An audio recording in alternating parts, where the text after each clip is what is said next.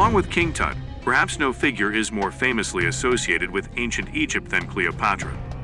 Cleopatra was actually of Greek Macedonian heritage rather than Egyptian. Her father was Ptolemy VII Auletes, who became pharaoh in the 80th year BC. Cleopatra was a member of the Ptolemaic dynasty, which was established by Alexander the Great's general, Ptolemy I, after Alexander's death. The Ptolemies ruled Egypt from 305 year BC to 30 year BC, and during this time they adopted many of the customs and traditions of the Egyptian pharaohs.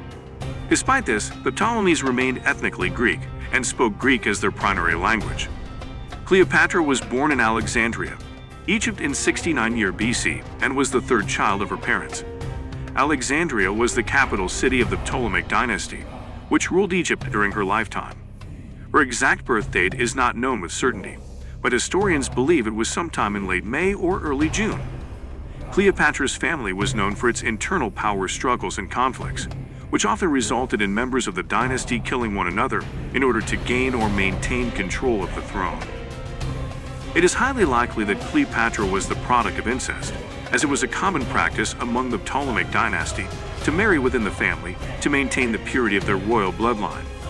In fact, Cleopatra's parents, Ptolemy VII Auletes and possibly Cleopatra V Tryphena, were most likely siblings or cousins. It is believed that Cleopatra's father had married his own sister, Cleopatra Tryphena, before marrying her mother. In addition to Cleopatra's parents, many other members of the Ptolemaic dynasty married close relatives, including siblings, cousins, and even uncles and nieces. This practice, while controversial in modern times, was seen as a way to maintain the purity of the royal bloodline and prevent foreign influence from entering the dynasty through marriage. According to historical accounts, Cleopatra married two of her younger brothers, Ptolemy VIII and Ptolemy IX, in order to maintain her hold on the Egyptian throne. In both cases, the marriages were likely arranged as a way to ensure the continuation of the Ptolemaic bloodline and to prevent any rival claimants from taking power. Cleopatra's marriage to her brother Ptolemy VIII was especially tumultuous, as the two siblings fought for control of Egypt after their father's death. Cleopatra eventually emerged victorious and ruled as the sole monarch of Egypt, but her brother husband remained a co-ruler until his death. While Cleopatra's marriages to her brothers may seem unusual or even disturbing to modern sensibilities, it was not uncommon for royal families throughout history to practice endogamy, marrying within the family, as a way to preserve their power and lineage. Roman propaganda painted Cleopatra as a debauched temptress who used her sex appeal as a political weapon, but she may have been more renowned for her intellect than her appearance. Cleopatra was a highly educated woman and received a rigorous education in a variety of subjects, which was typical for members of the Ptolemaic dynasty. She was educated in the royal palace in Alexandria, which was renowned for its library and scholars. Cleopatra was fluent in several languages, including Greek, which was the language of the Ptolemaic court, as well as Egyptian, Ethiopic, Hebrew, and Arabic. She was also well-versed in history, philosophy, and mathematics, and had a particular interest in astronomy and astrology. In addition to her academic studies, Cleopatra was also trained in diplomacy and politics, which prepared her for her role as Queen of Egypt. She was taught the art of persuasion, negotiation, and public speaking, and was skilled in using her charisma and intelligence to win over allies and gain support. There's also evidence that Cleopatra wasn't as physically striking as once believed. Coins with her portrait show her with manly features and a large hooked nose, though some historians contend that she intentionally portrayed herself as masculine as a display of strength. For his part, the ancient writer Plutarch claimed that Cleopatra's beauty was not altogether incomparable, and that it was instead her mellifluous speaking voice and irresistible charm that made her so desirable. Cleopatra did not personally kill any of her relatives. However, she was involved in several political intrigues and power struggles within her own family, which resulted in the deaths of some of her relatives. After the death of her father, Ptolemy VII, Cleopatra became co-ruler of Egypt with her younger brother, Ptolemy VIII. However, the two siblings quickly became rivals for power, and Cleopatra was eventually forced to flee Egypt. She later returned with the support of Julius Caesar and defeated her brother in a civil war. Ptolemy VIII drowned in the Nile River during the conflict, although it is not clear whether he died by accident or was killed on Cleopatra's orders. Cleopatra later married her younger brother, Ptolemy IX, who became her co-ruler. However, he died under mysterious circumstances. and some historians speculate that Cleopatra may have had a hand in his death in order to consolidate her power. A famous example of her flair for the dramatic came in 48 BC, when Julius Caesar arrived in Alexandria during her feud with her brother Ptolemy VIII. When Cleopatra wanted to meet with Julius Caesar, who was then the most powerful man in Rome, she knew that she needed to make a strong impression. According to historical accounts, Cleopatra used a combination of charm, intelligence, and theatrics to make a memorable entrance. First, she had herself smuggled into Caesar's palace, rolled up in a carpet, which was then unrolled in front of him, revealing Cleopatra in all her regal glory. This dramatic entrance immediately caught Caesar's attention and set the stage for their meeting. Cleopatra was known for her beauty and charm, and she used these qualities to her advantage during her meeting with Caesar. She is said to have worn extravagant and provocative clothing, and to have used exotic perfumes and cosmetics to enhance her appearance. She also used her wit and intelligence to impress Caesar, discussing politics, philosophy, and other topics of interest. Cleopatra later employed a similar bit of theater in her 41 BC encounter with Mark Antony. There are different accounts of how Cleopatra appeared before Mark Antony, but it is generally believed that she used a similar approach to the one she used with Julius Caesar. She employed dramatic flair and seductive charm to make a powerful impression.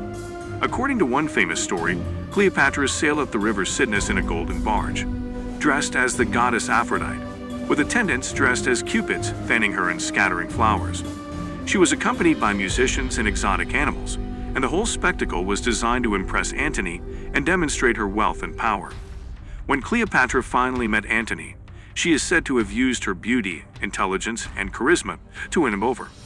Like with Caesar, she engaged him in conversation, discussing politics and philosophy, and impressing him with her knowledge and wit. Antony, who considered himself the embodiment of the Greek god Dionysus, was instantly enchanted. Cleopatra's ability to make a powerful impression and to win over powerful men was one of her greatest strengths as a ruler, and helped her to maintain her hold on power despite the many challenges she faced. Cleopatra and Mark Antony were known for their love of parties and lavish entertainment, and they did form their own drinking club along with several other influential figures at the time. The club was known as the Inimitable Livers, or Companions of the Drinking Cup, and it was a symbol of the close bond between Antony and Cleopatra. The members of the club would gather to drink, feast, and engage in other forms of entertainment, often in a highly extravagant and indulgent manner. According to some accounts, they would even engage in contests to see who could consume the most alcohol without becoming sick. While the drinking club was seen as a symbol of Antony and Cleopatra's excess and indulgence, it also served a political purpose. By surrounding themselves with powerful allies and demonstrating their wealth and power through lavish parties and entertainment, Antony and Cleopatra were able to maintain their hold on power and influence in the face of political opposition. Overall, the Inimitable Livers Drinking Club was a reflection of the extravagant and indulgent lifestyle of Antony and Cleopatra, and it played a significant role in their political and social lives. Cleopatra joined Julius Caesar in Rome beginning in 46 BC, and her presence seems to have caused quite a stir. When Cleopatra was living in Rome, she lived in a palace that was provided to her by Julius Caesar. The palace was located on the outskirts of the city, near the Villa Publica, and was said to be quite luxurious, with beautiful gardens, fountains, and artworks. While in Rome, Cleopatra became known for her beauty, intelligence, and charm, and quickly became a fixture of the city's social scene. She hosted lavish parties and dinners, and was known for her extravagant spending and generosity towards her friends and allies. Cleopatra worked to build alliances with powerful figures in Rome, such as Julius Caesar, Mark Antony, and other political figures. She also formed relationships with influential Roman women, such as Servilia, mother of Brutus. Cleopatra was a devotee of the goddess Isis, and she built a temple to her in Rome during her time there. The temple was located near the Field of Mars, and was dedicated to the worship of Isis and other Egyptian gods. Cleopatra was known for her love of art and culture, and she brought many artworks with her from Egypt to Rome. Some of these artworks may still be in private collections or museums in Rome or elsewhere. However, Cleopatra's time in Rome was not without its challenges. She faced significant opposition from some members of the Roman Senate, who were suspicious of her relationship with Julius Caesar and her influence over him. Additionally, her presence in Rome was seen by many as a threat to the traditional Roman values and way of life. There are some historical accounts that suggest that Cleopatra may have been present in Rome at the time of Julius Caesar's assassination in 44 BCE. Some ancient writers, such as the Roman historian Cassius Dio, suggest that Cleopatra may have been in Rome at the time of Caesar's assassination, and that she may have even been present at a meeting with him on the day of his death.